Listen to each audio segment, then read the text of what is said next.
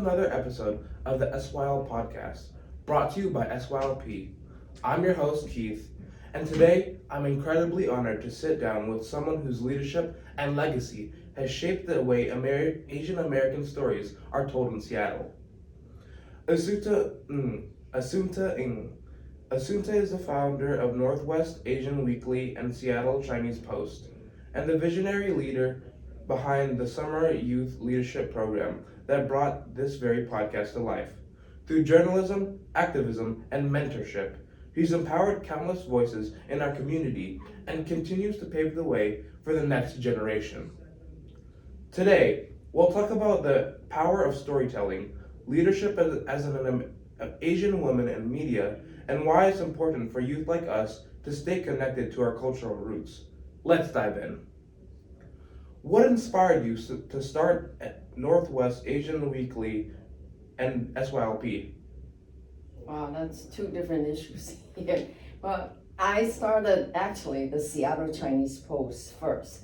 It's a Chinese language newspaper because the immigrants, they don't have any way of finding out information. So they rely on rumors and gossips in the old days. And there was a small bulletin board in Chinatown International District where they find out if they can find a job, if they can, get some training programs. So I was a school teacher before, and I saw in firsthand how immigrant parents had a very difficult time of finding the right information, not just about the school, the daily lives, how to get benefits, how to get work. And many of the students, American born, they were American born, and they don't necessarily tell their parents what's going on in school. And then when they were teenagers, I taught junior high school. So when they were teenagers, they had this communication gap with their parents because of the language barrier, because the American-born Asians tend to avoid speaking the native language. And the immigrant parents, their English is not so good. So they had this barriers between them. And I thought they need a Chinese language newspaper to bring them together. But because the newspaper was in Chinese, and pretty soon many American-born Asians, American-born Chinese came to me and said, looks good, but I can't read a damn thing. It's true, because they didn't have a chance to retain the native language. Therefore, a year later, I started the Northwest Asian Weekly. And I saw that many of the Asian Americans, as you know, a generation ago, the parents, they were adamant in believing that you need to find a job that you can make money. You need to be a lawyer, doctors, good paying job like engineers.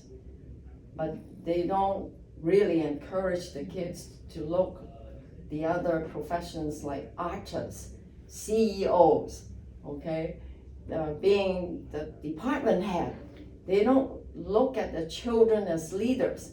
And because of the perception of the parents, the kids begin not to look at themselves as leaders.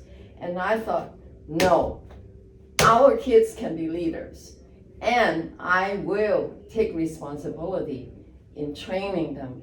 Therefore, the Summer Youth Leadership Program was born, because I had a vision at that time that leadership can be trained, leadership can be taught. And if we start them when they are young, they will start believing in themselves. I want Asian American youth to believe in themselves, believe in their dreams, and believe they can make a difference, and believe they can be leaders. What does leadership mean to you, especially as an Asian woman in media? Wow, that's a two-part question, okay? As a leader in general, you have to take the initiative. You have to break the rules. You can't say, because a lot of people in big companies, big bureaucracy, they will tell you, we have been doing this for 20 years. Why do you want to do it differently? So your job as leaders is to challenge assumptions. Just because you have done it the same way over and over again for years doesn't mean you can not do it in other ways and do it better. Maybe doing better in terms of saving money, in terms of bringing out the true skills, passion of your workers. There are many ways in doing things, not just the old ways. So leadership, number one, challenge assumptions, break the rules, okay? Have initiatives, believe in yourself. Those are leadership qualities. But second part of your question, leadership in media is a little bit different. When we started the Chinese Post Asian Weekly, the mainstream media, they have all kinds of stories giving the public stereotypes of Asian Americans, of people of color. Like they were doing tons of stories about food. They always focus on Lunar New Year, okay? Why don't you focus on other issues? We have many problem issues, right? That we need help. We need support from the mainstream community. But those issues have been sidetracked in the mainstream media. So I don't want to shame the mainstream media, but when I interact with my mainstream media colleagues, I will always joke with them, boy, I think Asians are very hungry people because you always feature us in food issues. Sort of, remind them we have other serious issues like unity. Even though the Asian community are perceived to be from Asia, we are very different people. And to have them feature us in mainstream media that we are one people, we are not. We fight like hell among ourselves, right? Isn't that true? So they should be doing stories that bring out our uniqueness as well as issues that we want to bring to unity among ourselves. So there are many issues that we thought, especially about our workplace discrimination, our generation gaps, gaps between immigrants and American bonds. There are so many issues they can talk about. So forget about telling stories that we are very hungry people, we only celebrate Lunar New Year, that type of thing. So leadership in media means you always have to educate the others, but in a very respectable way, and always bring change in such a way that we don't really fight against ourselves or among each other or the other sides. We bring changes in such a way that we try to learn from one another, that we can support one another. And that's a beautiful way of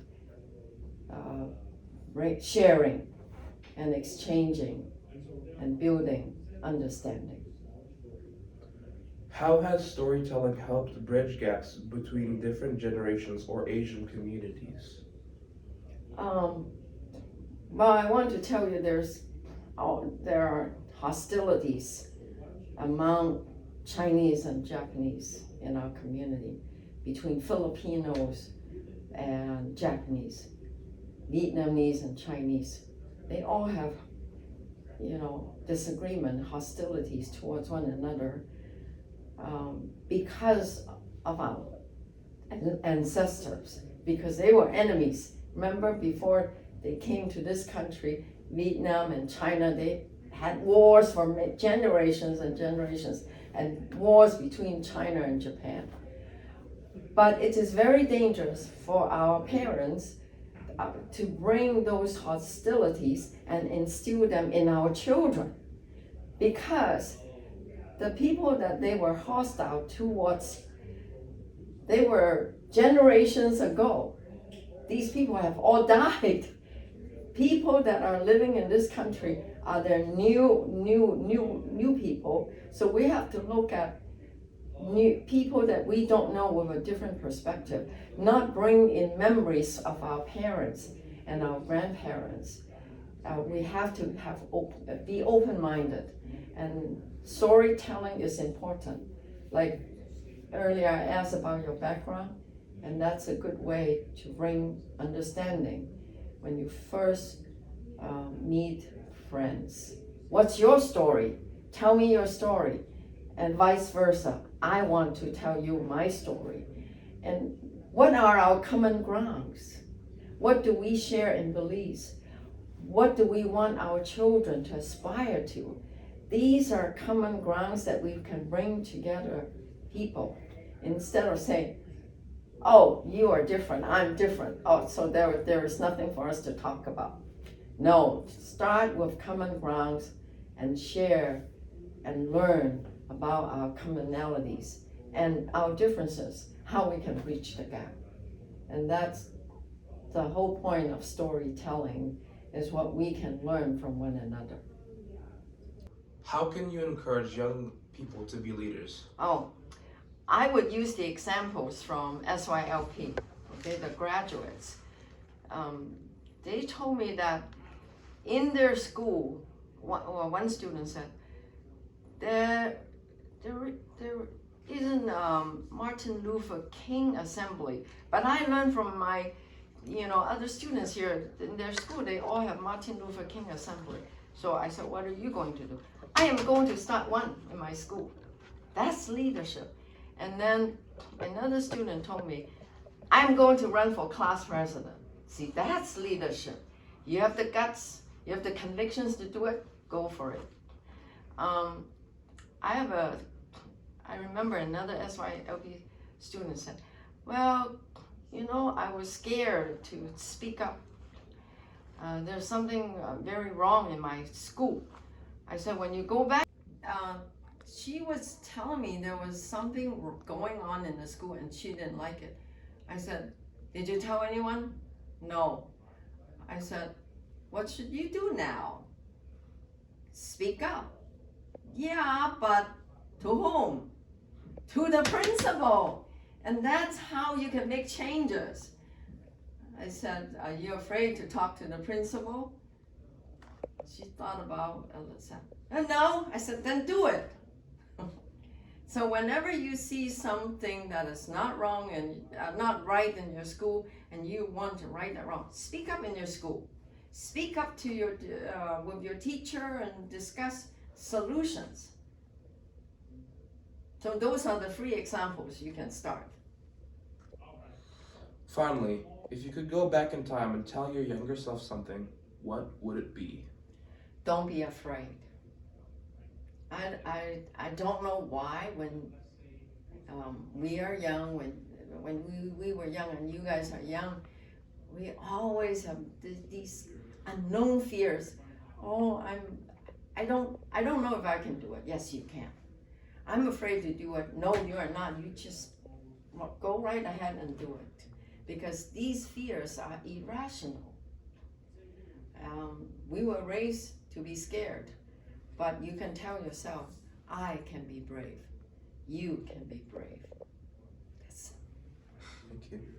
That wraps up our conversation with Assunta Ng, a true trailblazer whose work has inspired generations of Asian Americans to speak up, lead, and reconnect with their heritage. Her stories remind us how important it is to own our identities, uplift one another, and use our voices, whether through writing, art, or community work. If you want to learn more about her legacy or read the latest stories uplifting our community, be sure to check out Northwest Asian Weekly and Seattle Chinese Post. Thank you so much for tuning in. Stay connected for more inspiring voices from leaders bridging cultures and communities across Seattle. I'm Keith, and this is SYLP. Thank you.